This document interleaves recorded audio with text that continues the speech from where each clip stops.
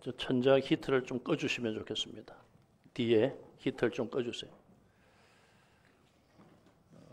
잘 모르시면 밖에 나가서 좀 아는 분한테 좀 끄라고 그러세요. 예. 너무 더워서. 예. 2층은 굉장히 덥죠. 예. 더우면은 졸립니다. 예. 그래서 저는 뭘 아끼려고 하는 게 아니고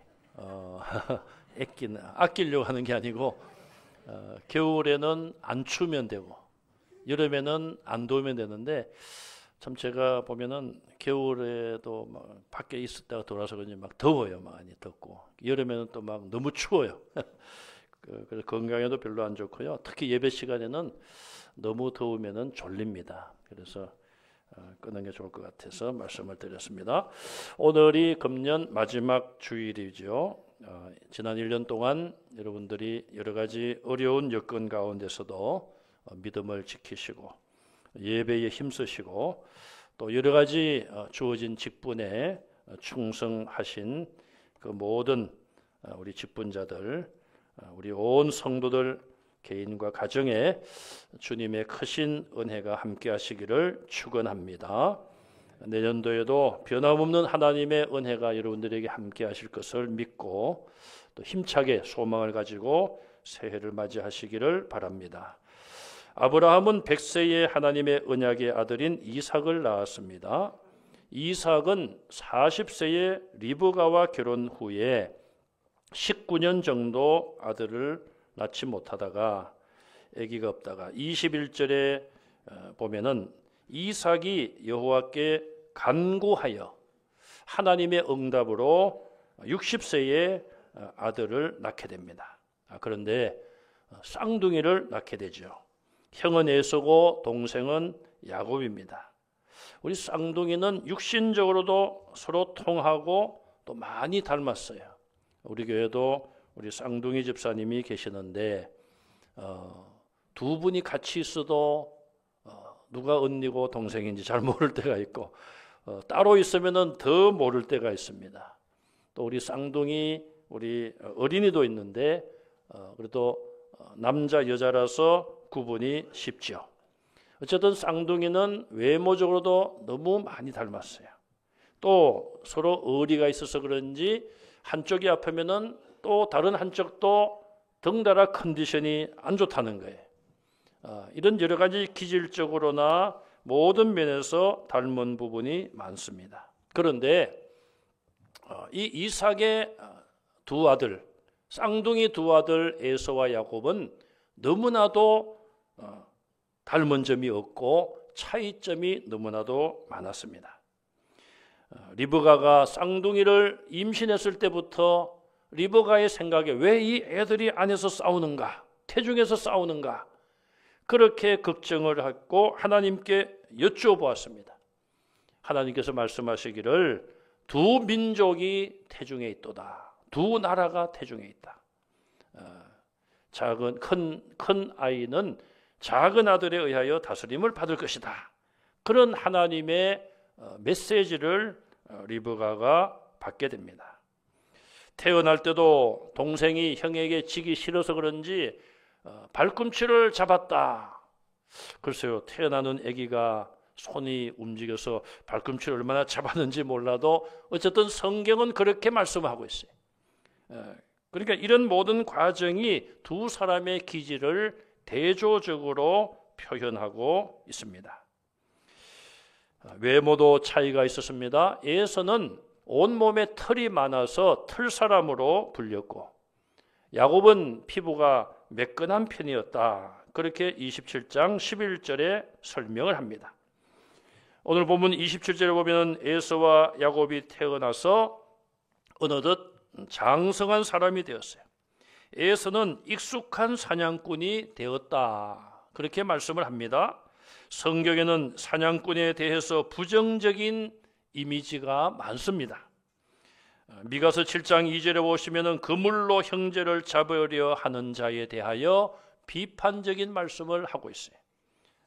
동물을 잡을 때에 그물을 쳐서 잡죠. 사람도 그렇게 잡는 사람 사냥꾼에 대한 비판적인 말입니다.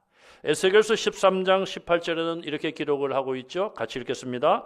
이러기를 주 여호와의 말씀에 사람의 영혼을 사냥하려고 손목마다 부적을 꿰어 매고 키가 큰 자나 작은 자의 머리를 위하여 수건을 만드는 여자들에게 화 있을진저 너희가 어찌하여 내 백성의 영혼은 사냥하면서 자기를 위하여는 영혼을 살리려 하느냐. 여기도 역시 사람을 잡으려는 사냥꾼, 영혼의 사냥꾼이라고 말했어요. 하나님이 내 백성의 영혼을 사냥하면서 자기는 살려고 하느냐. 그렇게 사람 사냥꾼에 대한 비판적인 기록이 성경에 나와 있습니다. 에서는 사냥을 즐겼기 때문에 또 사냥하는 것이 자기의 업으로 삼았기 때문에 덜 사람이 되었다. 집안에 있을 시간이 별로 없고 덜로 돌아다니는 사람이 되었다는 거예요. 마태복음 13장 38절에 보시면은 예수님의 씨 뿌리는 비유에 대하여 설명을 하시면서 밭은 세상이라. 이 밭을 필드라고 영어로 쓰고 있습니다. 덜과 같은 의미예요. 밭이나 덜은 세상이라는 것입니다. 그러므로 이 에서는 상징적으로 세상에 속한 사람이라 그렇게 볼 수가 있어요. 반면에 야곱은 어떠한 사람입니까? 조용한 성품의 사람이었고 장막에 거주했다 그랬어요. 여기 조용하다는 이 의미는 온전하다, 정직하다, 더럽히지 않다 그런 의미도 가지고 있어요. 여기 야곱이 장막에 거주했던 이 표현은 땅에서 외인과 나그네로 살지만 장차 올 도성, 천국을 바라보았다. 그걸 암시한다고 볼 수 있어요. 히브리서 11장에 보면 아브라함의 믿음을 기록하면서 아브라함이 이삭과 야곱과 함께 장막에 거하였음에 이는 아브라함이 하나님이 계획하시고 지으실 터가 있는 성을 바랐습니다. 하나님이 예비하신 성을 바라보며 장막에 살았다. 이렇게 표현을 하고 있습니다. 야곱은 할아버지와 아버지의 좋은 영향을 받아서 장막에 살면서 하나님이 예비하신 장막을 기다렸다고 성경은 말씀을 하고 있습니다. 자, 에서에 있어서 중요한 사건을 우리가 몇 가지 찾아보고자 합니다. 첫 번째는 에서가 장자의 신분을 동생에게 판 사건입니다. 에서가 들에서 사냥을 하다가 사냥은 하지 못하고 짐승을 잡지 못하고 빈 털터리로 피곤한 몸을 이끌고 집에 왔습니다. 배가 고프고 육신은 피곤하고 지쳐 있습니다. 그런데 보니까 동생이 죽을 쑤었습니다. 그래서 이 에서는 동생에게 그 죽을 내게 달라.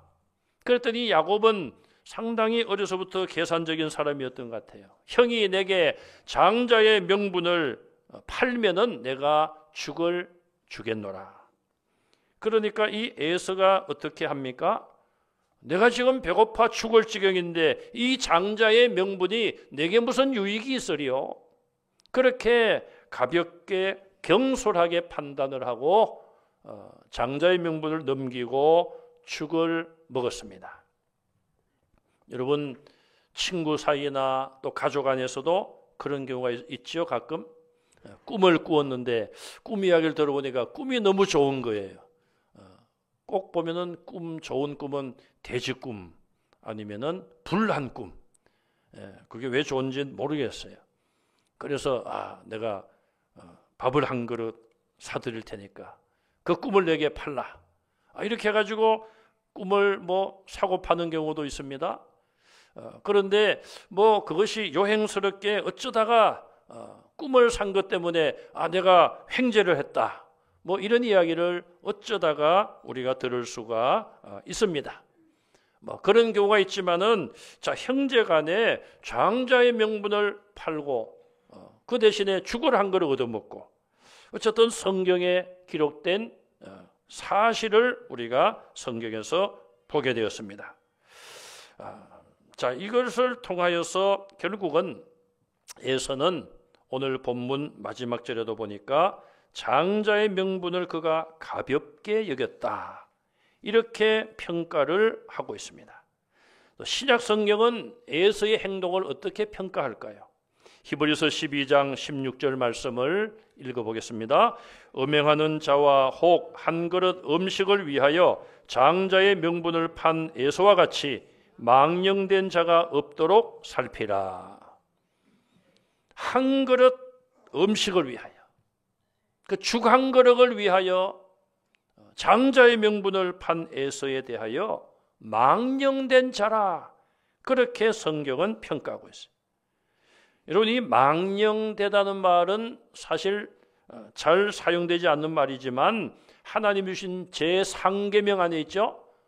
내 여호와의 이름을 망령되이 일컫지 말라. 하나님을 모독하는 불경건한 그런 언행을 망령되다고 표현했는데, 에서가 한 그 행동이 망령된 것이라, 이렇게 하나님은 성경을 통하여 평가하고 있습니다. 두 번째로, 에서는 40세가 되어 해쪽 속의 두 여인과 결혼을 합니다. 자, 일단 이방 여인과 결혼한 것은 아버지의 뜻도 아니요 하나님의 뜻도 아니었죠. 더군다나 두 명의 여자와 중혼을 하게 된 것 역시 하나님의 뜻을 저버린 것입니다. 세 번째로, 이삭이 두 아들 야곱과 에서를 축복한 유명한 사건이 27장에 나옵니다. 이삭은 큰아들 에서를 사랑했기 때문에 에서에게 장자의 축복을 하기를 원했습니다.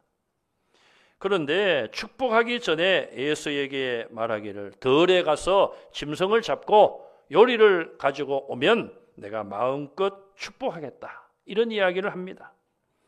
이삭이 에서를 편애한 이유가 무엇입니까? 본문 28절에 보시면 이삭은 에서가 사냥한 고기를 좋아함으로 그를 사랑하고 그 짐승으로 요리한 요리, 그것 때문에 큰아들 에서를 편애한 것이죠. 자, 이 에서도 아버지의 영향을 받아서인지 그 음식 한 그릇 때문에, 죽 한 그릇 때문에 장자의 명분을 판 망령된 행동을 하고 말았습니다. 27장에서도 이삭은 아들을 축복하는 것보다 에서가 사냥하여 만들어 올 요리한 그 음식에 관심을 가지고 기다렸던 것이 분명합니다.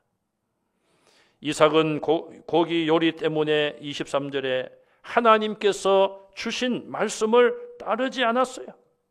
하나님은 이미 예고적으로 야곱이 장자의 축복권을 이어받을 것을 분명히 밝히셨어요.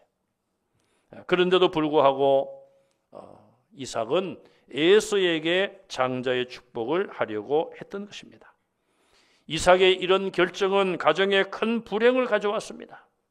이삭의 아내인 리브가가 이삭의 그런 계획을 알고 자기가 편애하는 야곱과 함께 이삭을 속여서 야곱이 에서인 것처럼 꾸며가지고 고기 요리를 가져가서 결국은 속임수로 장자의 축복을 획득합니다. 아버지는 장남을, 어머니는 차남을 편애했고, 그 결과는 그 가정의 가족들이 거짓말을 하고 거짓된 행동을 하게 된 것입니다. 결국은 하나님의 뜻대로 야곱이 장자의 축복을 받게 되었지만 그 과정이 잘못된 것임을 알 수가 있습니다.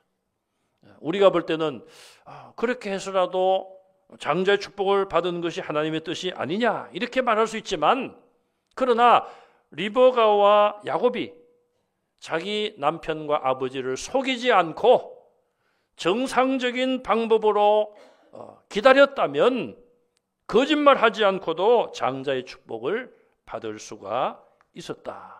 이것이 신앙적인 관점에서 해석하는 해석입니다. 거짓이 가정에 들어오고 야곱이 형의 장자권을 강탈하자 그 가정에 큰 불행이 왔죠. 형 에서가 동생 야곱을 죽이려고 결심을 합니다. 결국은 동생 야곱은 그것을 피하여 외갓집으로 도망을 갑니다. 아직은 어린 나이지만은 그가 부모를 떠나게 되고 결국 그 이별이 어머니 리브가를 다시는 만날 수 없는 이별이 되고 말았던 것입니다. 이삭은 에서에게 축복을 하면서 27장 46절에 너는 내 아우를 섬길 것이라 그렇게 축복을 했죠. 이게 축복이 아니라 사실은 예고한 말이에요. 이 예언은 다윗 왕 때에 그대로 성취가 됩니다. 사무엘하 8장 14절 말씀을 우리가 한번 확인하며 읽어보겠습니다. 다윗이 에돔의 수비대를 두되 온 에돔의 수비대를 두니 에돔 사람이 다 다윗의 종이 되니라. 에돔은 에서의 후손들이 세운 나라가 에돔이란 나라인데 다윗 왕 때에 다윗은 야곱의 후손이죠. 다윗 왕 때에 에서의 후손인 에돔 나라 사람들이 모두가 다 다윗의 종이 되었다. 결국 올라가면은 야곱이 장자로서 복을 받고 에서는 결국 그 후세들이 이 야곱의 후손의 종으로 성취된 것을 우리가 본문에서 알 수 있어요. 또 27장 40절 하반절에 보면은 내가 매임을 벗을 때에는 그 멍에를 내 목에서 떨쳐버리리라. 그 종의 멍에에서 벗어날 것을 예고했습니다. 사무엘하 8장 14절 말씀에서 역대하 21장 8절에서 우리 한번 확인해 보겠습니다. 역대하 21장 8절 읽어보겠습니다. 여호람 때에 에돔이 배반하여 유다의 지배하에서 벗어나 자기 위에 왕을 세우므로. 자, 이 말씀 역시 그대로 역대하 21장 8절에서 성취된 것을 우리는 볼 수가 있습니다. 그뿐 아니라 나중에 그 후세에 가서도 이 야곱의 후손들과 에서의 후손인 에돔 민족이 서로 좋지 않은 그런 관계를 가진 것을 보게 됩니다. 시편 137편 7절 말씀을 우리가 같이 읽겠습니다. 여호와여 예루살렘이 멸망하던 날을 기억하시고 에돔 자손을 치소서. 그들의 말이 헐어버리라 그 기초까지 헐어버리라 하였나이다. 이 시편 137편은 이스라엘 민족이 바벨론에 의해서 멸망을 당하고 바벨론의 포로로 끌려갔습니다. 포로로 끌려갔을 때에 바벨론 사람들이 이 종들, 노예인 유다 사람들을 데려다 놓고 하는 말이 너희들 노래를 한번 불러봐라. 너희가 옛날에 불렀던 노래를 한번 불러봐라. 그렇게 조롱하며 노래를 부르라고 합니다. 그때의 이 시편 저자가 바로 찬송한 내용이 137편이에요. 그 영어로도 나온 그 노래 아닙니까? 바벨론 강가에서 무슨 노래를 부릅니까? 하나님께 드릴 그 찬송을 우리가 이 이방인들이 지금 요청하여 이 이방 나라가 망한 채 하나님을 섬겼던 우리가 나라가 망한 채 여기 끌려와서 저들의 요청에 의해서 하나님을 부르는 그 찬송을 불러야 됩니까? 그렇게 하면서 여기 7절에 여호와여 예루살렘이 멸망하던 날을 기억하십시오. 왜 그렇습니까? 이건 바벨론에 의해서 예루살렘과 유다가 멸망할 때를 말하는 거예요. 그때 에돔 자손을 치소서. 그때 에돔 자손이 무슨 일을 했습니까? 예루살렘 성은 망하고 유다 나라가 망해가는데 에돔 자손들이 말하기를 헐어버리라 기초까지 헐어버리라. 예루살렘 유다가 완전히 멸망되기를 그렇게 원하고 조롱하고 저주했다는 말이에요. 그것을 떠올리면서 어떻게 그럴 수가 있느냐? 결국 올라가면은 에서와 야곱 형제 아닙니까? 그의 후손들이 그렇게 원수지간이 되고 말았던 것입니다. 그래서 유다의 후손들도 하나님 저 에돔을 쳐주십시오, 그렇게 간구한 것을 볼 수가 있습니다. 이삭은 야곱에게 속아서 장자의 축복을 한 것을 깨닫고 27장 33절에 가서 보면은 심히 떨었다고 했습니다. 왜 떨었을까요?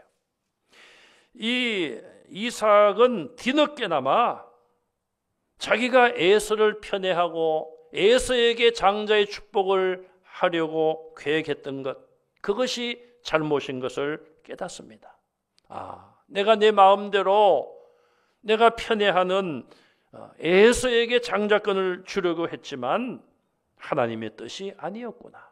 결국 어떤 방법을 통해서든지 간에 하나님의 뜻이 이루어지는구나. 그것을 깨닫고 뒤늦게 깨닫고 심히 두려워서 떨었던 것입니다. 그래서 이삭은 창세기 27장 33절에서 그가 반드시 복을 받을 것이다, 그렇게 이미 야곱의 장자권을 승인하는 것을 보게 됩니다. 우리는 에서의 이 실패한 이야기를 통하여서 먼저는 신적인 특권을 육신의 욕심과 바꾸지 말아야 됨을 깨닫게 됩니다. 신적인 특권은 무엇입니까? 에서가 받은 장자의 특권이 아니겠습니까?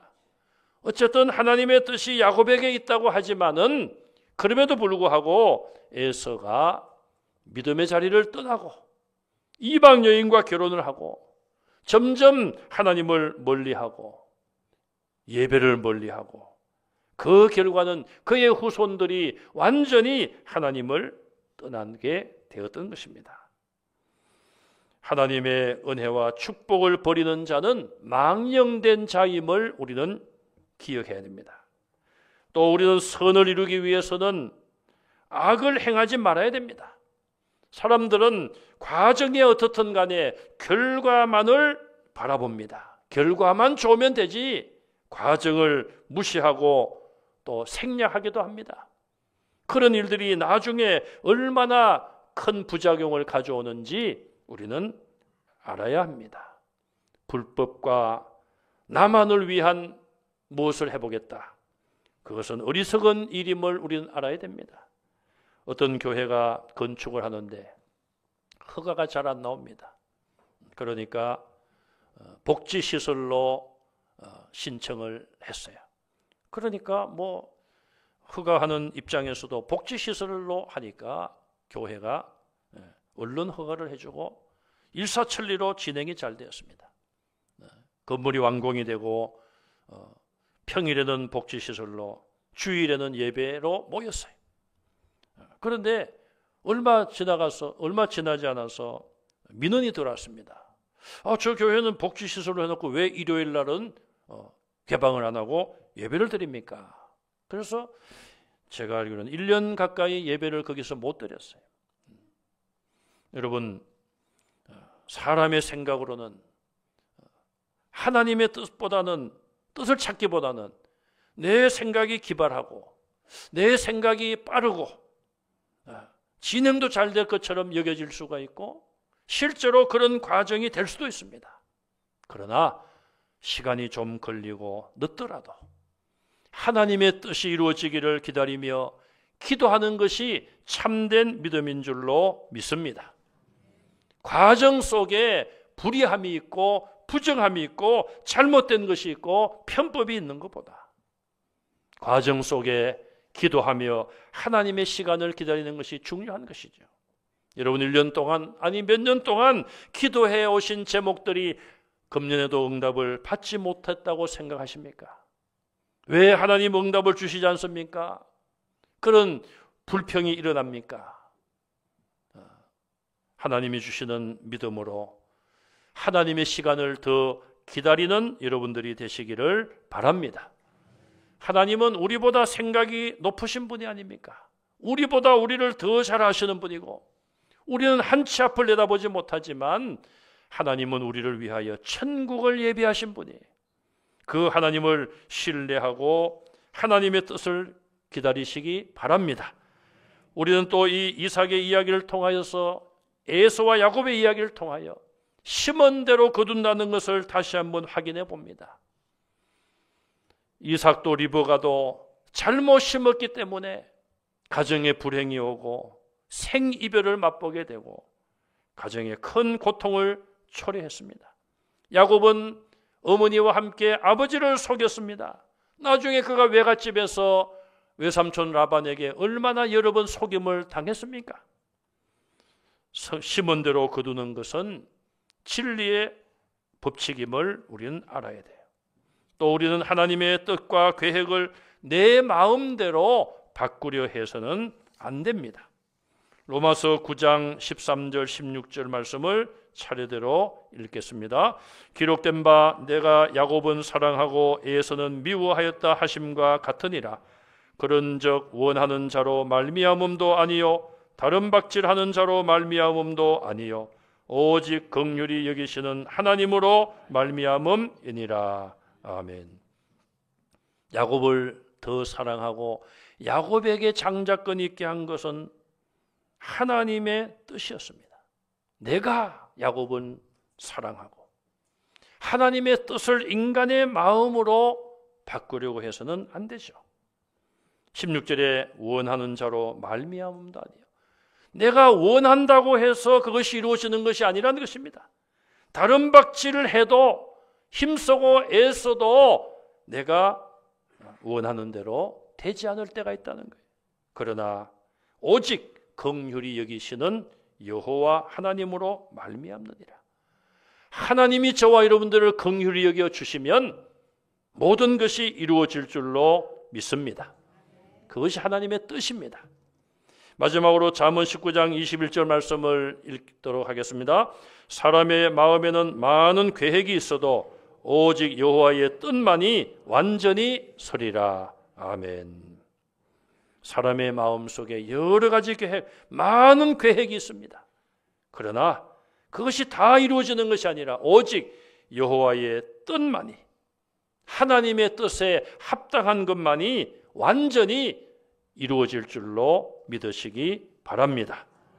금년 한 해도 믿음으로 충성되이 살아온 여러분들에게 하나님께서 은혜와 복을 주시고 새해에도 내 뜻과 내 목표가 아니라 하나님의 뜻과 목표를 바라보고 찾고 발견하고 그것을 이루기 위하여 힘차게 달려가는 성도들이 다 되시기를 주님의 이름으로 축원합니다. 아멘. 기도하겠습니다. 하나님 감사합니다. 1년 동안도 여러 가지 은혜를 주신 것을 감사드립니다. 모든 것이 하나님의 은혜였다는 고백이 우리에게 있게 하여 주시고 늘 감사하는 성도들 되게 하여 주시옵소서. 한 해 동안도 열심히 믿음으로 기도했습니다. 응답받지 못한 기도 제목이 있다면 하나님께서 가장 좋은 것으로 가장 좋은 시간에 응답해 주실 줄 믿고 계속하여 기도하는 성도들 되게 하여 주시옵소서.